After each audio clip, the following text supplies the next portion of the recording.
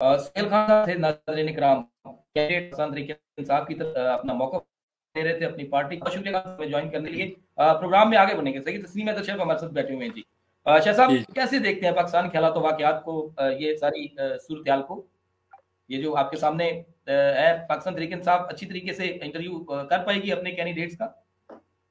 इंशाल्लाह ताला इमरान खान साहब अभी सबकी क्रेडिबिलिटी देखकर सबको वो टिकट देंगे और एक एक जितने भी खड़े हो रहे हैं कैंडिडेट वो खुद उनके इंशाल्लाह इंटरव्यूज स्काइप पर उनके साथ क्रेडिबिलिटी पूरी चेक करके फिर वो टिकटें देंगे। क्योंकि अभी पंजाब में आप देखें 260 सीट हैं, जिसमें से 200 जो तरीके इंसाफ की 60 PMLN की थी, मगर अभी स्वीप कर जाएगी इंशाल्लाह PTI पाकिस्तान मुस्लिम लीग नून के हवाले कुछ भी नहीं आएगा सिवाय जलालत की। और इंशाल्लाह खान साहब की जो चॉइस होगी वो जबरदस्त किस्म की होगी। पीडीएम जो है वो इलेक्शन को पोस्टपोन करने के लिए आईडी चोटी का जोर लगा रही है। वो चाहती है किस तरीके से इलेक्शन जो है वो चला जाए, फॉरवर्ड हो जाए, अक्टूबर में चला जाए। तो अक्टूबर में इलेक्शन करने की कुछ वजूहात हैं वो मैं आपके सामने रख देता हूँ।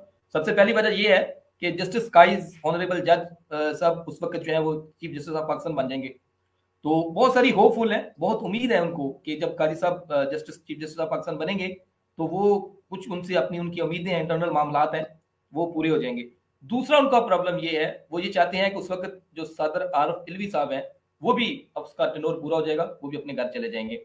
वो डेफिनेटली अपना सदर लेके आएंगे और उसके बाद वो चाहते हैं कि इलेक्शन, असल में पीडीएम का नाज़रीन इकराम मकसद ये है कि वो अक्टूबर में भी इलेक्शन नहीं चाहते। वो चाहते हैं इलेक्शन उस वक्त हो जब ऊपर भी चीफ जस्टिस साहब भी, मतलब उनका थोड़ा सा मनपसंद है वो आ जाए, और उसके साथ साथ जो आरिफ अलवी साहब हैं, सदर हैं, जो प्रेसिडेंट है, वो भी उनकी मर्जी का ये चला जाए और वो आ जाए, तब ये लोग चाहते हैं तब इलेक्शन हो।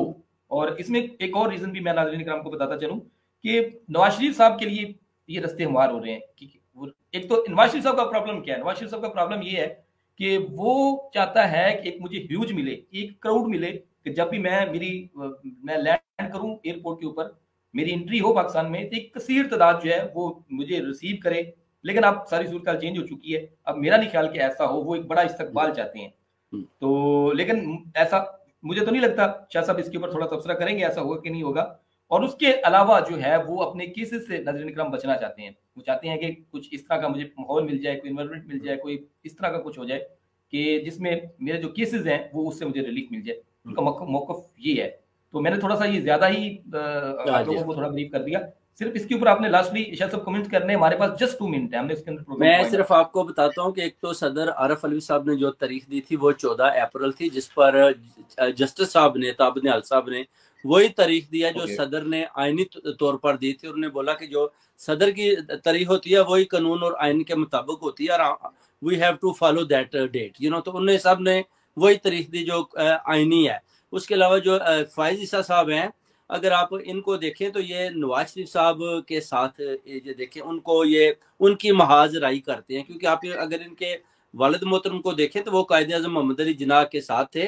उधर भी जो उन्होंने काम किए थे, उन्होंने उनको भी ब्लैकमेल किया था, जैसे इमरान खान को दूसरी पार्टियों ने ब्लैकमेल किया। उस दौर में भी उन्होंने मादरे मिलत फातिमा मोहम्मद अली जिन्ना के ऊपर बड़े संगीन किस्म के इल्ज़ामात लगाए।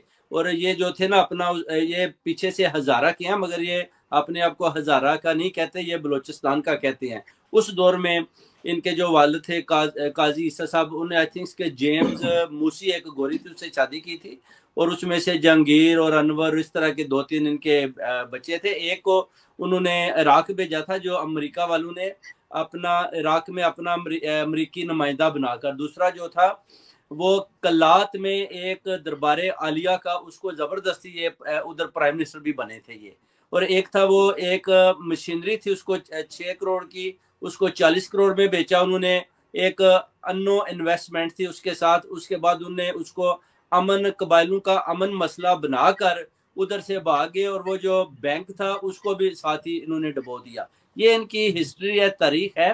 बेसिकली ये सब इनके जो पुराने बुजुर्ग हैं उन्होंने सिवाय गद्दारी के या कायदे आज़म को भी ब्लैकमेल करने के कुछ भी नहीं किया। अगर आप तारीख उठाकर कभी देखेंगे तो आपको सब कुछ साफ साफ दिखाई देगा। जो फायज साहब हैं, ये थे बलोचिस्तान में वकला चैम्बर के, ये अपना वकील थे। उधर से नवाज शरीफ ने इनको उठाकर डायरेक्ट जस्टिस की सीट पर बिठा दिया और अभी ये उनको इस्तेमाल करना चाहते हैं। ये गैर आईनी तौर पर ये जस्टिस की सीट पर बैठे हुए हैं। अगर ये गलत फैसला करेंगे तो हमको भी बलोचिस्तान में जाकर इनका पता करना देखिए, पड़ेगा। हम इस बात का तयन नहीं ना कर सकते शाह साहब, सुने, इस बात का हम तयन नहीं कर सकते कि कारी साहब जो है वो अपनी सीट के ऊपर किस तरह बैठे हैं। या तो कोई एविडेंस है तो फिर मुझे सबूत दें, एविडेंस सामने ले आएंगे। मतलब आर्गुमेंट के ऊपर, बातों के ऊपर हम ये बात नहीं कर सकते। मैं बात कर रहा हूँ, मगर आपको एविडेंस भी देंगे इंशाल्लाह। ये सब कुछ है क्योंकि वकला बरादरी में जब आप देखते हैं कि एक जूनियर को उठाकर आप उसे ले आते हैं जस्टिस की सीट पर, तो उससे सीनियर भी बैठे हुए हैं, तो फिर वो देखने वाली बात है कि कौन से प्राइम मिनिस्टर ने कौन से गैर आईनी तरीके के साथ इनको उठाकर जस्टिस की सीट पर बिठाकर और उनसे गैर आईनी जो है वो अपना रिजल्ट लेना चाहते हैं कि आप जो ताब निहाल साहब ने कानूनी आईनी तौर पर जो रिजल्ट दिया उसको आप चेंज करें उस फैसले को, और उनके जाने के बाद आप वो जो नवाज शरीफ ने आपके ऊपर एहसान किया उसका बदला चुका दें। ये सारी चीजें देखें। इस तरह आप देखें कि नवाज शरीफ और मरियम नवाज शरीफ कभी भी आप देखें ना वो जनरल फैज के खिलाफ बोले, ना वो आसिम मुनीर के खिलाफ बोलेंगे, ना वो कभी फायज ईसा के खिलाफ बोलेंगे। वो हमेशा बोलेंगे जनरल फैज और जनरल बाजवा के ऊपर, क्योंकि नवाज शरीफ ने, आपको पता है कि इन्होंने वाशिंगटन में जाकर बेसिकली कश्मीर का सौदा कर दिया, कश्मीर को इन्होंने बेच डाला हुआ है। इसलिए तो मोदी के साथ इनके जो थे ना बड़े जबरदस्त किस्म के राब्ते थे, क्योंकि कश्मीर ऑलरेडी नवाज शरीफ बेच चुका है और साथ उसके मौलाना फजलुर रहमान भी लगा हुआ है। इन सब ने मिलकर कश्मीर का सौदा कर दिया और कश्मीर हमारे हाथ से निकल चुका है जो वाशिंगटन में इन्होंने डील की थी। और ये सब जो स्टैब्लिशमेंट के भी कुछ गंदे अंडे हैं वो भी शामिल है, और उधर से भी इन्होंने उनसे पैसा भी लिया, और इसी वजह से ये चाहते थे कि मैं ग्रेटर पंजाब बना लूँ, सिंध वालों को सिंध दे दूँ, खैबर पख्तून वालों को वो दे दूँ, बलोचियों को बलोचिस्तान दे दूँ, और मैं ग्रेटर पंजाब का अमीरुल मोमिनीन बनकर मैं इधर हमेशा के लिए हुकूमत करूंगा। जो वाशिंगटन वालों ने बोला कि हमें मंजूर है, मगर कहते हैं कि खुदा की लाठी बड़ी बेआवाज होती है कि एक इमरान खान की तरह का लीडर सामने आया सच्चा, और उसने सारे ये जो जैली बुर्ज बने थे वो गिरा डाले, और अभी ये सारे मिलकर गैर आईनी तरीके के साथ एक आईनी शख्सियत इमरान खान साहब उनका मुकाबला कर रहे हैं, और इंशाल्लाह कौम खान साहब के साथ खड़ी है और कभी भी गैर आईनी फैसलों को नहीं मानेगी। और नेक्स्ट इंशाल्लाह 30 डे में मैं उम्मीद करता हूँ कि ये जो प्राइम मिनिस्टर है ये भी इधर से इंशाल्लाह दौड़ने लगा जाएगा, क्योंकि ये भी गैर आईनी तरीके के साथ उन्होंने ट्रे में रखकर पाकिस्तानी कौम के साथ सामने रखा हुआ है कि ये जी हमारा लाडला है तो आप इसको प्राइम मिनिस्टर मान लें।